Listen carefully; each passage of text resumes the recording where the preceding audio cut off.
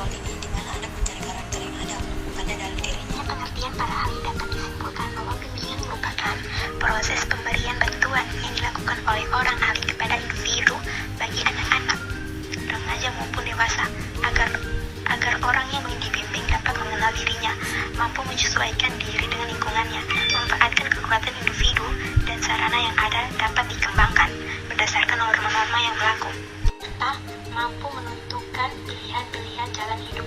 Bimbingan bagi anak usia dini untuk apa? Untuk mengetahui bagaimana anak dapat melakukan sesuatu hal sesuai norma yang berlaku. Tanpa bimbingan, anak tidak dapat melakukan suatu hal dengan sempurna.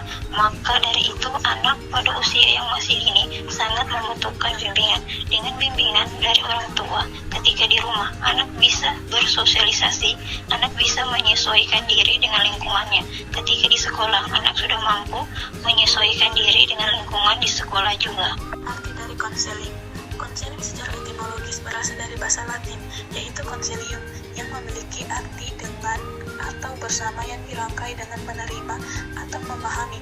Menurut pendapat Jones, tahun 1951 menyatakan bahwa konseling adalah kegiatan di mana semua fakta dikumpulkan dan semua pengalaman siswa difokuskan pada masalah tertentu untuk diatasi sendiri oleh yang bersangkutan, di mana ia diberi bantuan pribadi dan langsung dalam pemecahan masalah itu.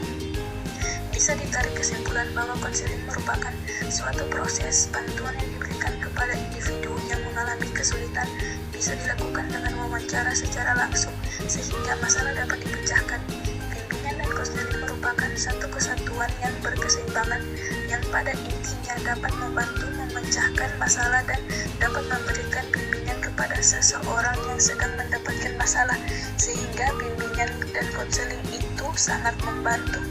Salah satu contoh misalnya salah satu anak di sekolah mengalami masalah dan tidak mau mengatakan kepada orang tua dan gurunya.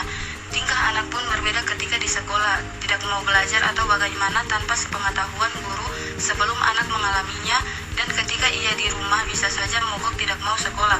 Nah, seperti itu orang tua bisa datang ke sekolah untuk berbincang-bincang kepada guru dan mencari tahu ada apa dengan anaknya. Guru dan orang tua bisa saling sharing. Bimbingan konseling ini sangat membantu orang tua untuk memecahkan masalah yang terjadi pada anaknya, karena anak masih usia dini, belum sepenuhnya mampu mengetahui mana yang baik dan mana yang benar tanpa adanya bimbingan.